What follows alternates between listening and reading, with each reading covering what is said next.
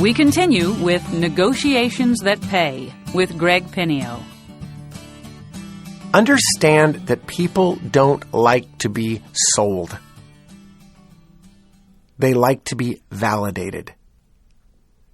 And it's my job to find out what they believe, what they want, and validate those attitudes, beliefs, goals, directions. I've had people whose idea of Oz was unbelievable to me. I remember buying a waterfront piece of property just north of Seattle, absolutely unobstructable, 200-degree view, unbelievable property.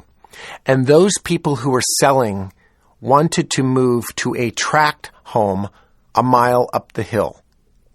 In a development, curbs, gutters, sidewalks, in a tract home. Because they got to pick their colors of the new home. And it has a nice new kitchen. Unbelievable to me that anybody would leave 200-degree waterfront property to move a mile up the hill into a tract home. I, for the life of me, cannot imagine. Then they lived in their tract home for less than a year and discovered a double-wide mobile home out in the middle of nowhere, Oregon, that absolutely had their name on it. And so they took a loss on their tract home and moved to a double-wide in the middle of Oregon and have lived there forevermore, happy as clams at high tide. Would I ever have made those choices? Not in a million years. But this is why we have fighting men in our military out there risking their lives, right? So that we can choose anything we want to. Part of what I see people doing so wrong in their negotiations is that they assume that what they want is what anyone would want. And therefore, we don't listen to other people's ideas and beliefs and goals and what their version of happiness and Oz and all of that is about. We bring our own ideas into play. I can tell you this, that I don't want to have 5 cats crawling on me with hair all over my furniture. But this person is absolutely in love with that life. Couldn't imagine it any other way. This is nirvana to them, to live in this environment with these beautiful, long-haired cats everywhere, sleeping with them at night in the same bed, with little cat ramps to get the old ones up onto the bed. You got to believe that's my version of hell. But it's this person's version of heaven. And consequently, negotiations are about them, not you. I could give multiple examples of this. I'll tell you another funny one. There's a piece of property, zone multi, north of Seattle, that I was very interested in because I owned the multi-property adjoining it. And here is a big for sale by owner sign on this multi-zone property. It's not like it was hiding from anybody. And I had wondered, for years that sign was up there, and I had just acquired the property next door, and I wondered, gosh, it's amazing to me that this had never sold. But of course now I'm all over it because I own this property next door. Well, within 20 minutes of talking with this particular seller, there was no question in my mind why this property had never sold. This particular owner, this lady, was a weird duck. That's all there is to it. Everybody has their directions in life. Everybody takes their calling from a different angle. Well, this particular person was absolutely and completely driven by the stars. Literally. Astrology was her life. I don't think she ate breakfast in the morning without consulting with Pluto on how he felt about this. I think Pluto's a he. Maybe she's a she. I don't know. But there was no move this person made without consulting the stars. And this was dead serious. This wasn't a joke. And so as we would talk about this particular piece of property, it would always end in a discussion with, okay, well, listen, I think I understand what it is you'd like to do, but let me bounce this off of Jupiter and Saturn. And, this afternoon, there's some sort of unsurreal equinox happening out in outer space where the Milky Way will, turn into a Snickers bar or something. And at that moment, I can tell you the answer to that particular question. And she would call back and say, gosh, the Milky Way didn't cooperate on that, but it looks as though tomorrow between 3 and 4, there may be an opportunity because Mars has got his back turned to Pluto, and at that moment we may be able to bring this up. I'll let you know in the morning. This went on and on and on and on. And I thought, I don't know if I'm ever going to make headway in this, but, it's not harming me to have some fun with this and try. So, of course, I would say, oh, absolutely. I completely understand that. Oh, who wants Pluto pissed off at you? I mean, let's let him sit for a while. Gosh, you tell me when the right time is to talk about it. We don't want to offend Pluto, by all means. And this went on and on and on and on. And finally, something happened, right? A comment went through or stirred up the atmosphere. Who knows? And this person called and said, okay, well, we have a rare opportunity. I think we can come to terms on this if we're able to sign the purchase and sale agreement on these terms and conditions during this particular hour. And then, of course, now looking ahead, closing would have to be about 95 days ahead. There seems to be a 4-minute window where Mars is lined up with Saturn and Pluto's got his back turned. And we can sign closing documents, but they all need to be signed in that 4-minute window. And I went, oh, of course they do. Absolutely. So when exactly is it now that we can sign the purchase and sale agreement? What particular hour? Yes, we actually have about 45 minutes. Great. I'll be there early. Do I get to start preparing? Oh, no, can't prepare anything. Only in that 40 minutes. That's when it's all got to be put down on paper and signed. Then closing, 95 days from now, there's a 4-minute window. Are you kidding me? But the fact of the matter is, this is the only way this deal's going to get done. This is this person, and they are dead serious about this. And there we were, 90-some days later. We got 2 lunchroom tables. We lined up every single closing document on the tables. They were all ready to go, and all of us had to sign all of those papers in a 4-minute window. We had pins at every single little station, so you wouldn't even have to, mess with things. Ready, now. Pluto's got his back turned. Go. We signed all the closing documents. Just made it, by the way. There were a lot of papers because there was a bank loan involved. Oh, gosh. Anyway, we got them all signed, and the deal closed. The point I'm making is this, is that every seller is different. And it's not about you. It's about them. And who they are, and what they think, and what are their attitudes, what are their beliefs.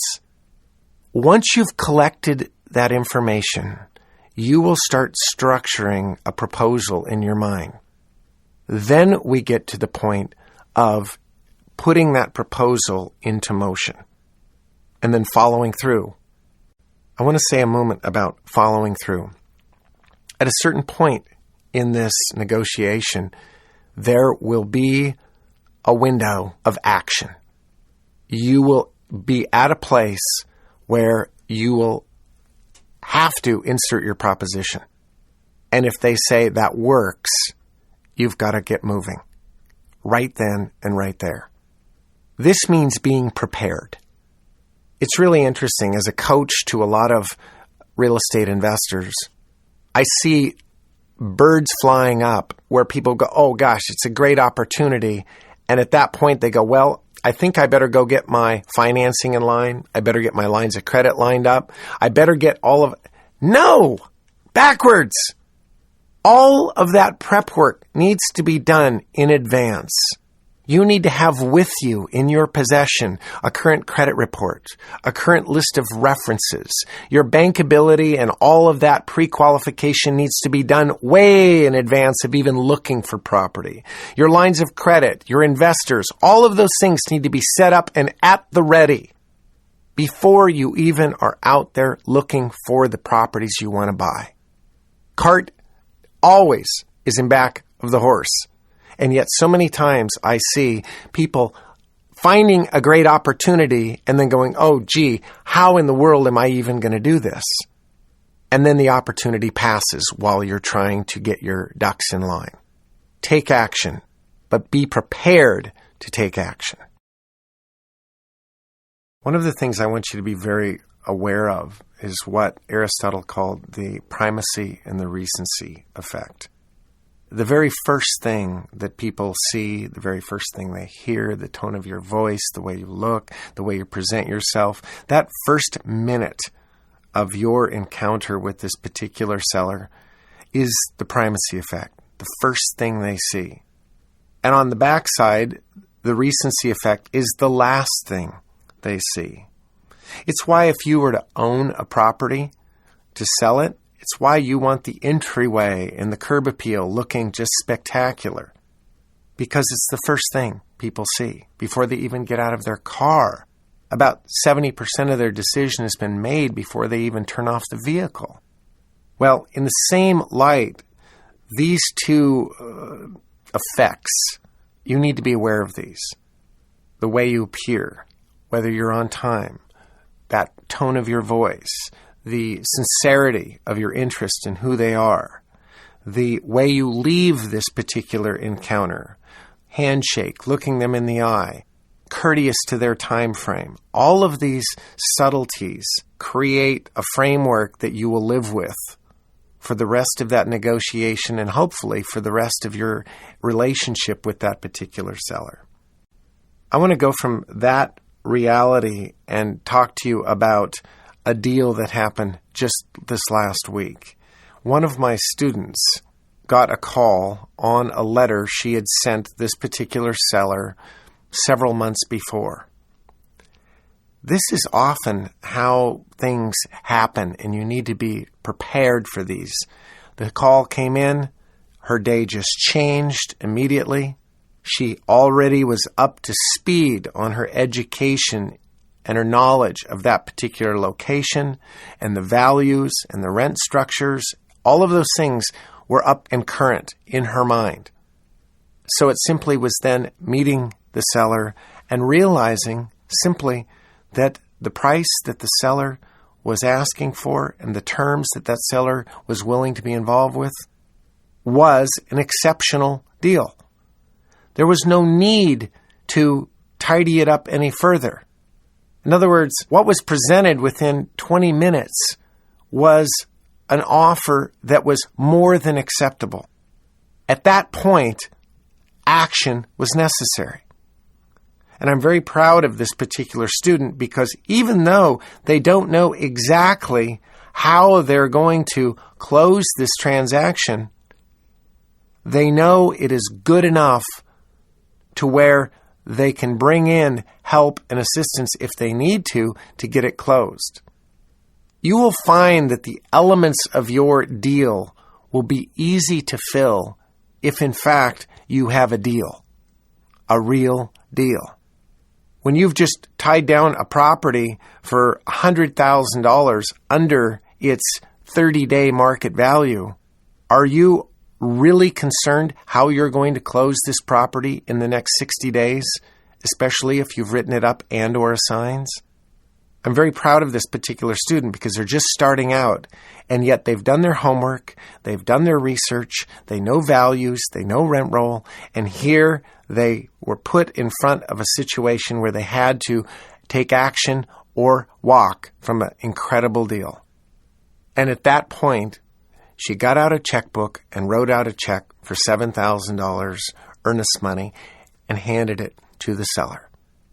Filled out a purchase and sale agreement, got it signed around, and now the deal is under contract, and that bird is hers to close.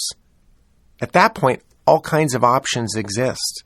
She can assign that purchase and sale agreement to an investor on a wholesale deal.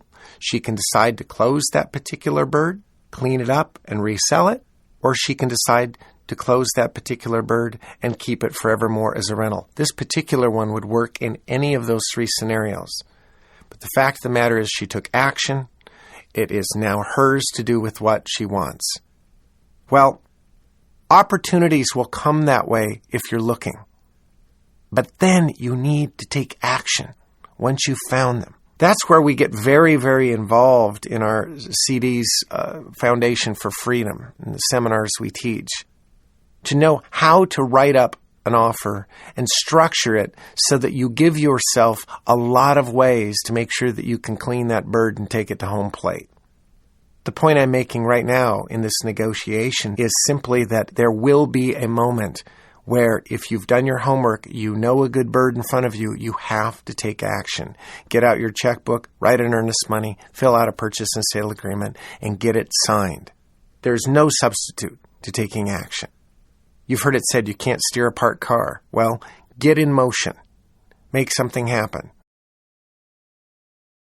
I'd like to take a minute and talk to you about typical motivations and some typical attitudes that I find among sellers in different age generations.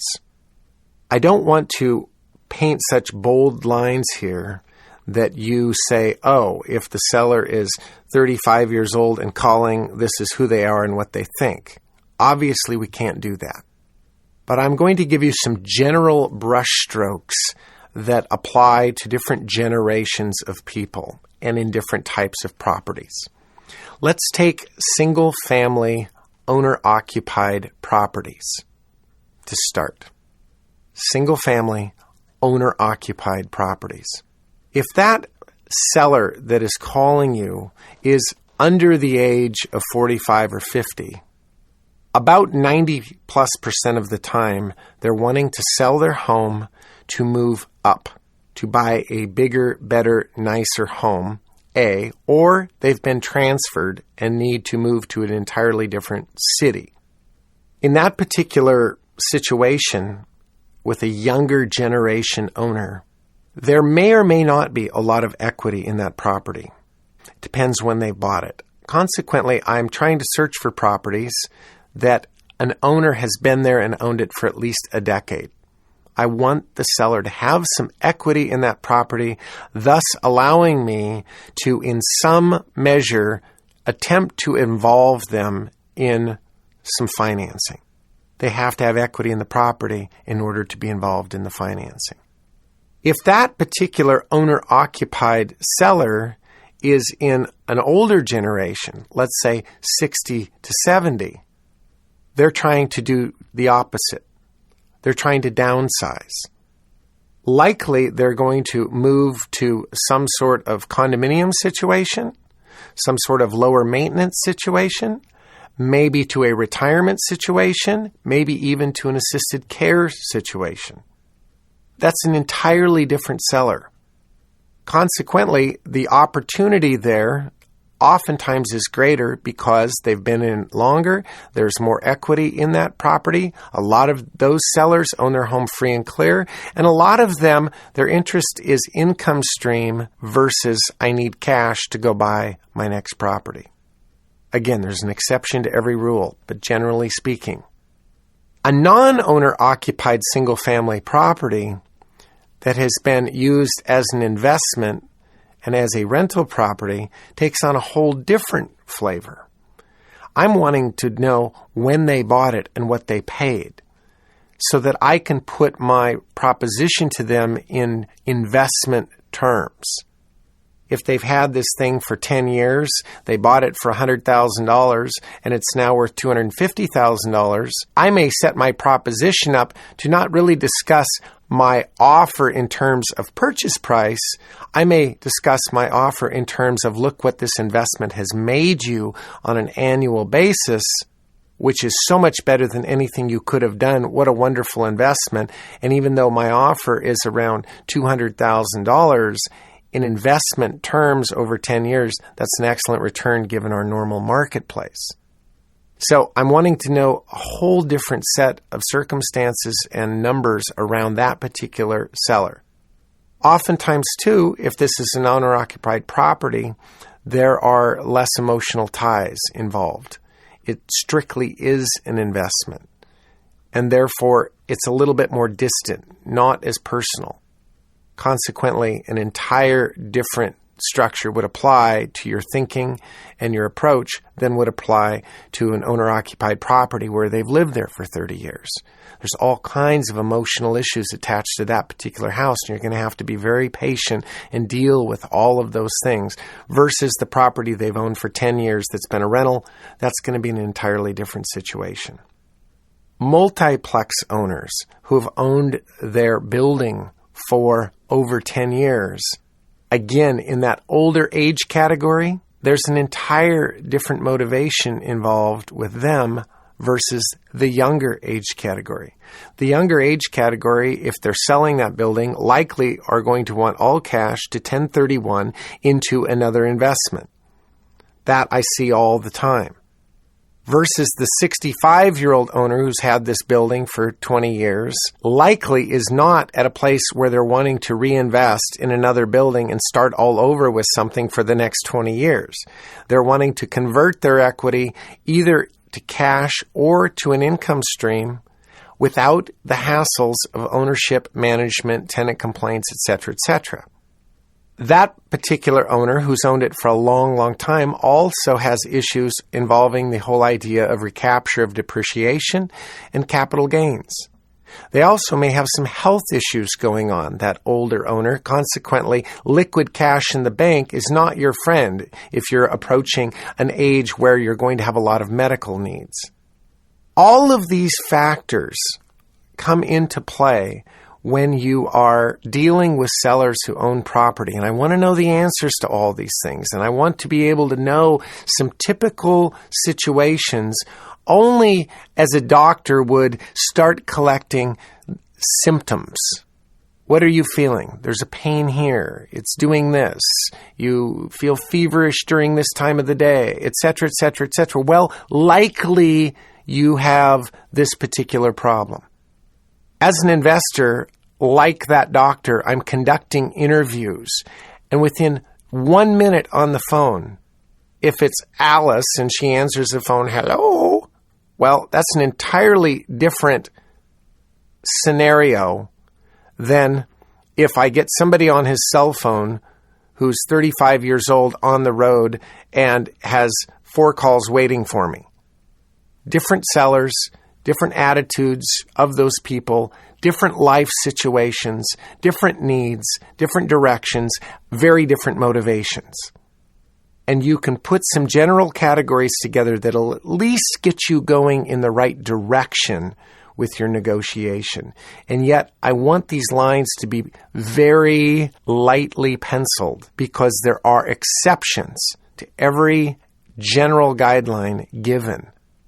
And oftentimes, it is those exact exceptions, if you're aware of them, that will be the heartbeat of that particular negotiation. I want to make a point that I really want you to pay attention to. I have been at this sport for 30 years active. There isn't a day in my working life that I don't talk with sellers on the phone or in person. Not one day. And as a result, I'm quite good at it after many, many years of doing this. But I didn't used to be good at it. Negotiation and the ability to talk with sellers on the phone and face-to-face is a learned behavior. At Reach Returns, we have the opportunity to teach people in small groups over a year commitment. And certainly a large part of that particular year's commitment to teach them the nuances of real estate investing is this topic of negotiation.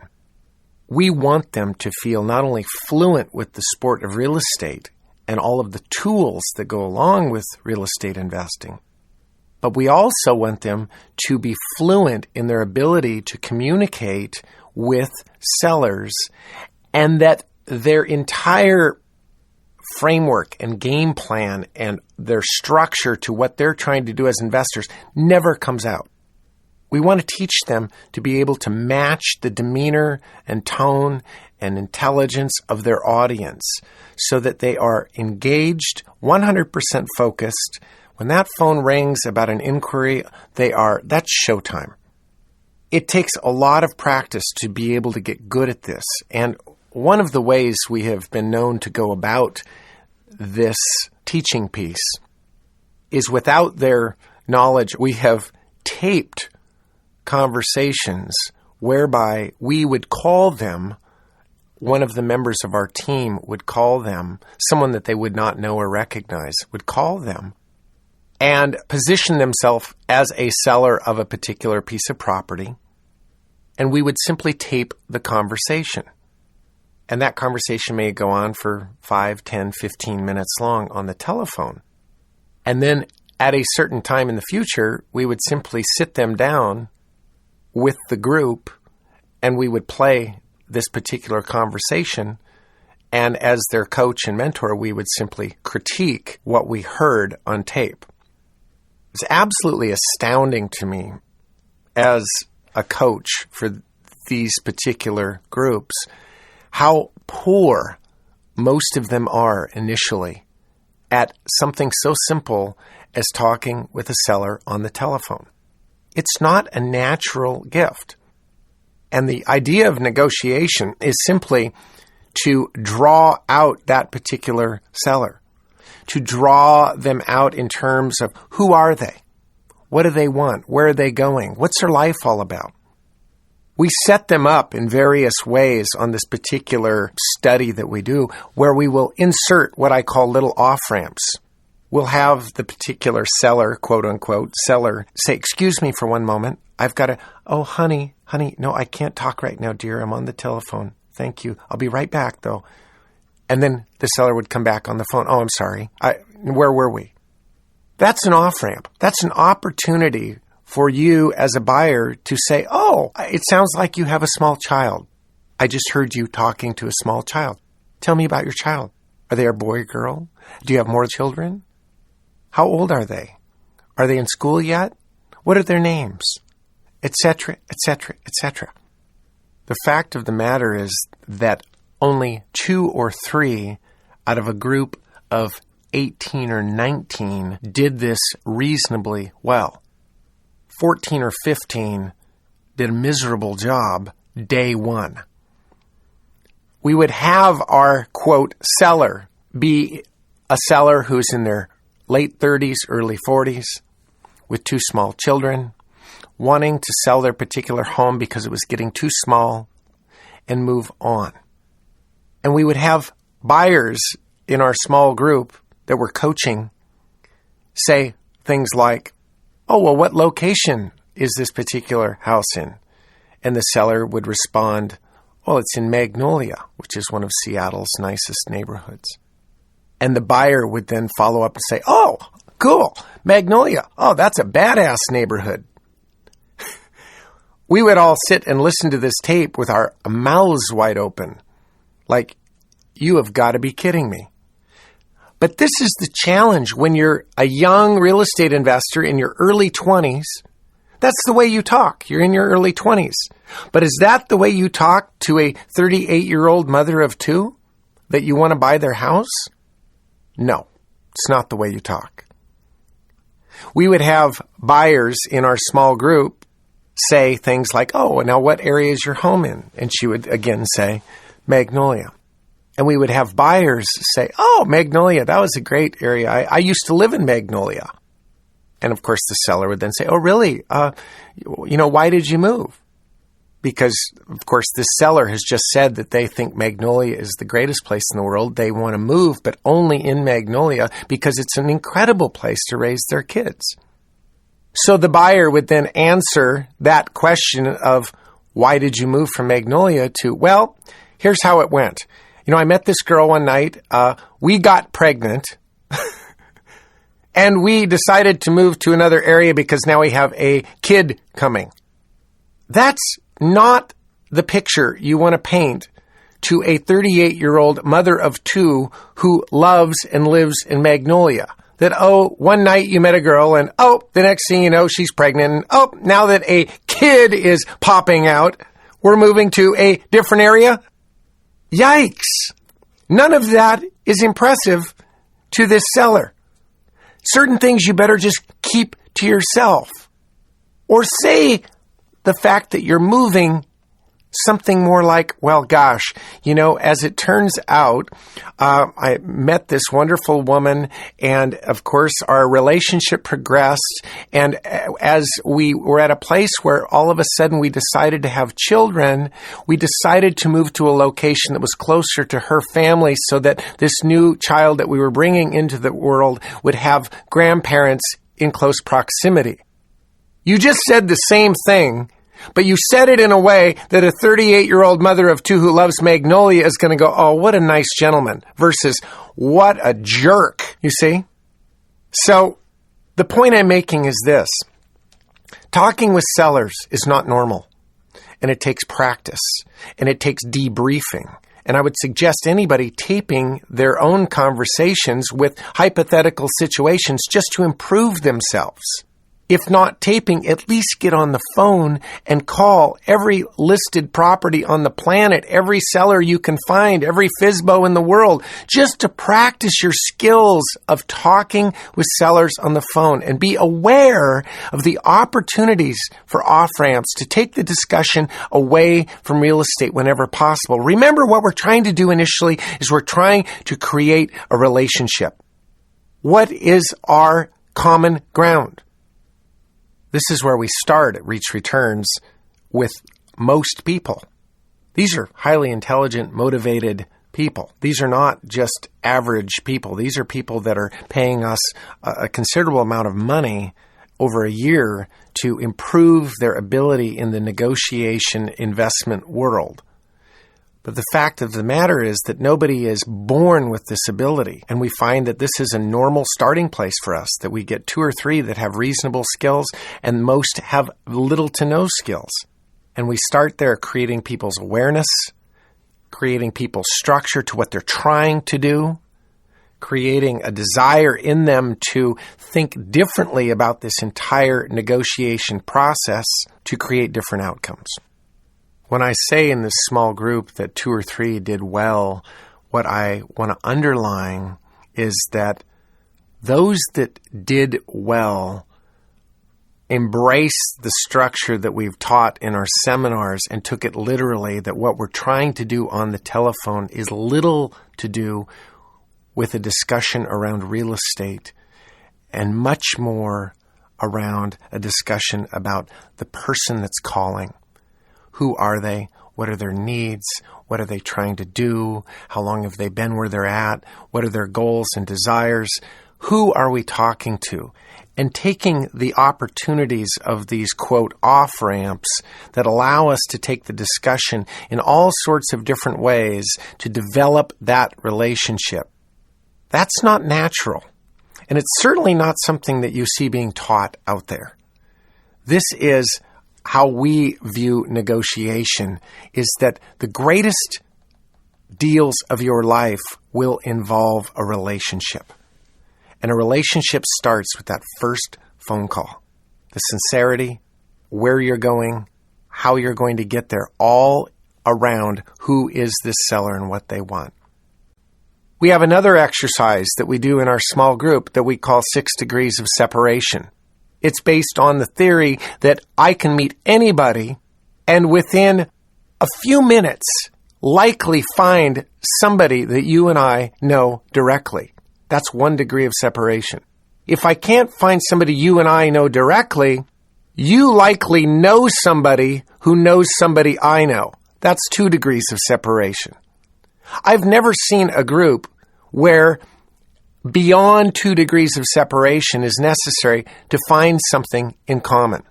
Matter of fact, it was so interesting. My wife and I were down in Pebble Beach this last weekend, and we met a couple who were also down there playing golf. I played golf with him.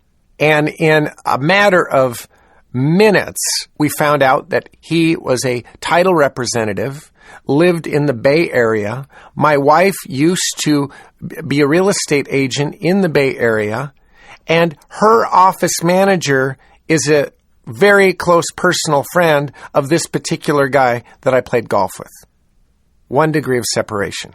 And we found that out within minutes. Now, if this particular guy I played golf with was a seller, you see, the fact that we now know somebody together benefits me. Now I have a reference of somebody that they know and I know, and we can build off that common person. Just like the fact that they play golf and I play golf, okay, we've got golf in common. Even better if we know somebody that they are good friends with or know of and respect, it vicariously raises your respect level immediately because of the association. The bottom line is that get on the telephone and practice your ability to talk with sellers. It doesn't cost you anything. There is no tuition. But the consequences of doing this poorly will mean your deal being done or not being done. We are very aware as coaches and mentors of this particular sport we call negotiation, that even educated, well-meaning, honest, hardworking people start out as miserable negotiators. It's not something we're born with. It's something we need to learn. It's something we need to practice, and our awareness needs to increase in this particular endeavor. I tell people that they go to all this effort to look for a particular opportunity, and then the phone rings. I'm going to give you a rule that I've told them. If you answer that phone, you better be able to go into an entirely different world and lock yourself in. Get on your feet, tune out everything else, and it is showtime. I don't mean talk on the phone while driving, talk on the phone while watching this on TV, talk on the phone while this distraction's going on behind you. Everything you're trying to do in the real estate world, the phone now rang. It's showtime. Get 100% focused. If you take that phone call, you better be able to sit there on the phone for whatever amount of time is necessary to do some basic inquiry, some basic collecting of materials, some basic collecting of attitudes, and as soon as gauges are moving properly, be able to smoothly get off the phone and make an appointment to meet that particular person face to face. That may take 5 minutes, that may take 2 hours. And you need to be able to have that time and focus and clear your life, because that's all this is about. It's showtime. The curtain just went up and you are on. You will never get a second time to make a first impression. Be aware. Be on your game. There comes a time when you have collected information, Aristotle, all available means of information, where you will sit down and need to start structuring a proposal. Now, we go into this phase, of course, knowing as an investor what we're willing to do on this particular transaction. If it's a buy and sell, how much are we willing to pay? If it's a buy and hold, what are the terms that we're looking for and why? We walk in with that structure.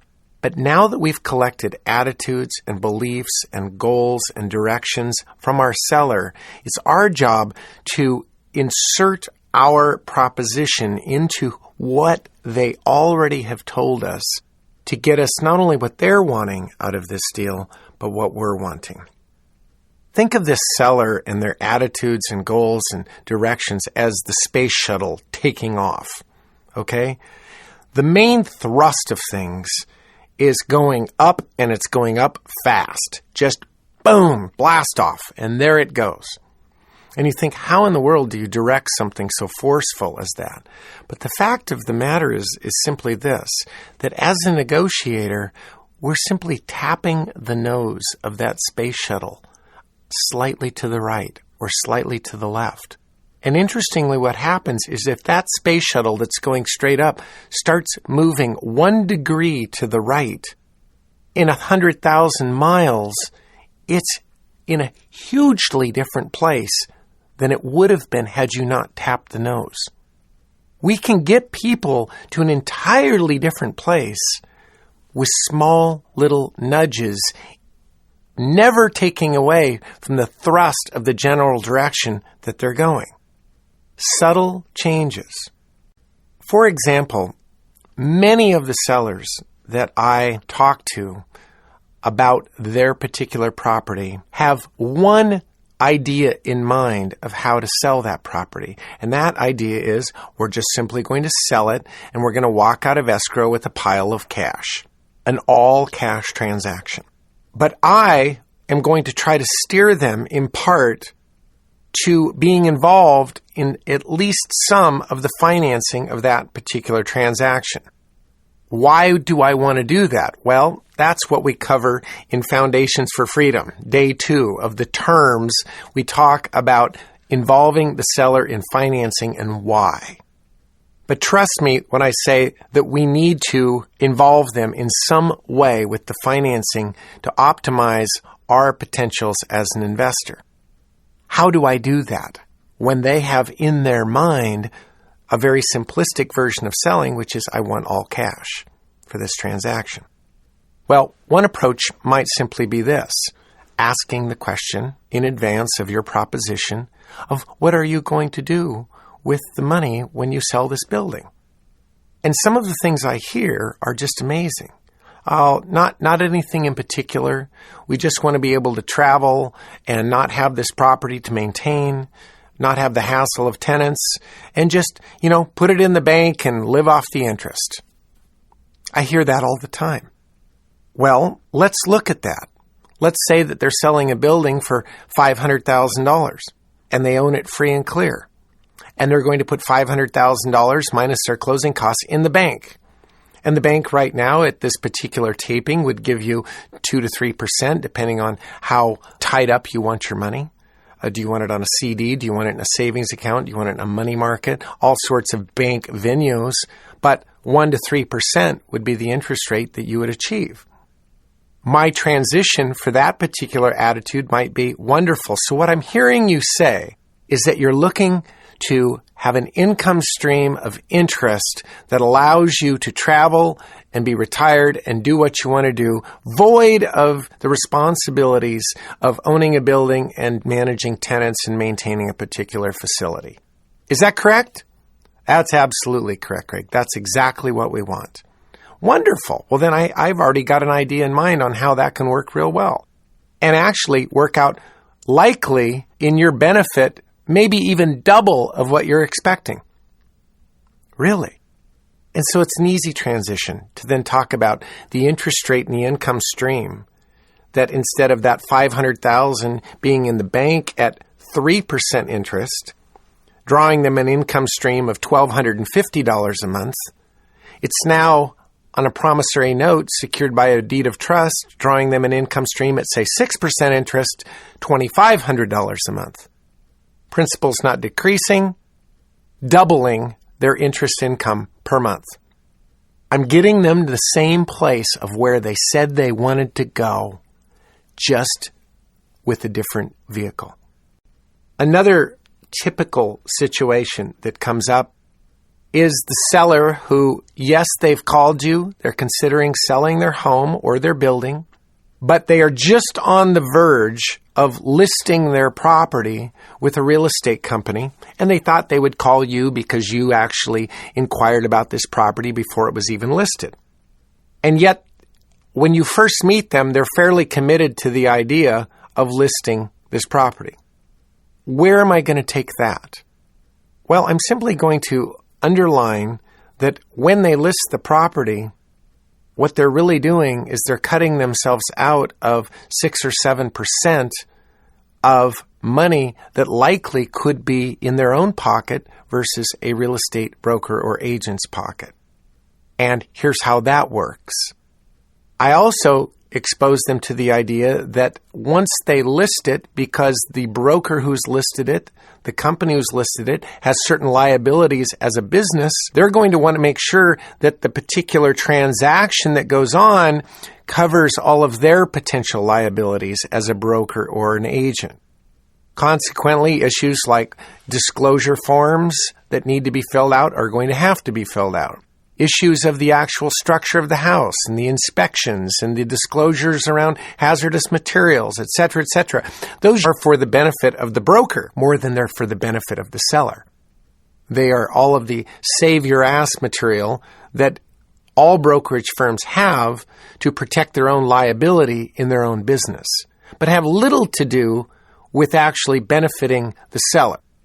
Consequently, when you start totaling up commissions, potential work orders, and potential liabilities that go along with certain disclosures, all of a sudden, dealing with me, where there are no warranties implied or expressed and there are no commissions, this becomes more attractive to them. So this is another typical scenario that I run into, and this is a way that I oftentimes at least present them the opportunity to make a decision. Understand that negotiation isn't only where are you going and I'm just going to go that direction. There's also a part of negotiation that's very involved with your own knowledge and the confidence that you're able to exude that knowledge with.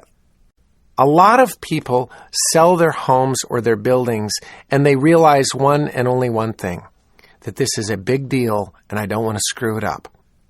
And if you can present yourself as being incredibly knowledgeable, incredibly calm, and incredibly confident in the whole process, oftentimes they will defer to your higher knowledge. Knowledge usually defers to higher knowledge. That's the way that works. And so it's a high calling for you to not only be personable and your listening skills and your awareness on a high level, but your knowledge as well on a high level. So that if they're proposing something that actually is to their detriment, you're able to tell them why this is actually a better direction to go for the purposes that they've disclosed to you that they want to achieve. Another such scenario that I run into quite often is this whole idea around what is a fair price. Sometimes they know, sometimes they don't know. Other times they have a highly inflated number. What do I do with that? And this is usually around an owner-occupied home that they live in because there's all this emotional attachment and they think it's worth $1 billion. How do we address those issues? Well, one of the ways that I start that discussion around price is simply to ask them if they are aware of what the county tax assessed value is on their particular property.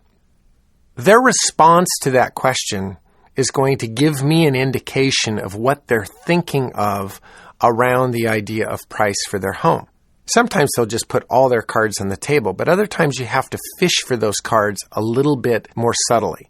And this is a subtle way of fishing. So that when they say, well, yeah, actually, I know exactly, it's assessed last year at $300,000. But we all know that tax assessments are ridiculously low and the market value is way higher than that. Well, there's one attitude. I've also heard that same question answered this way. Well, yes, I believe it's around $300,000 is the assessed value, and it just absolutely fries me. I write them letters every year telling them there's no way in the world my property is worth that much, and it's just a ripoff that they're trying to assess me on such a high valuation. That's an entirely different response that's going to lead me in an entirely different next direction. And then I get the response on that same question that I have no idea, no clue. I don't really pay attention to those things. I guess I pay my taxes or paid through my mortgage payment, and I haven't looked in years. I might then follow up with, well, what did you pay for the property? Of course, I already know the answer to that question, don't I? But this whole idea of asking questions to collect attitudes, that's what I'm trying to do. I'm not trying to collect facts as much as I'm trying to collect attitudes around what they feel around certain topics. So where I take that oftentimes is tax assessed value. If we can sort of pool that as a general number, from there, I'm going to say, okay, so you think that this is a reasonable price, that $300,000, which is what the county assessor, we might even call him a county appraiser, has said your property is worth. $300,000. Okay, so let's just assume for a moment that you called up the local high-powered real estate company and you brought them on in and you said, okay, I think that my property is worth $300,000, and you actually listed your property with them. You would pay them, $20,000, $21,000 of real estate commissions to list your property. And then, of course, you would be looking at the potentials for work orders, et cetera, et cetera. So if I were to take all of that out of the equation for you and give you a non-contingent offer that's not contingent upon finance, inspection, work orders, disclosures of any kind, and if I were to give you, let's just say, $270 for this house, doesn't that seem like it gets you reasonably close to where you're going without all the hassle? And I've had people say, absolutely, that would just be great. Wonderful. Done. And there you go. I've just bought a house for $270 that I believe has a market value of $355, $360, and I'll just do a little cleanup and I'll put it back on the market and off we go. But the fact of the matter is I got them everything that they wanted for the property. This is the end of Disc 2. Negotiations That Pay with Greg Pinio continues on Disc 3.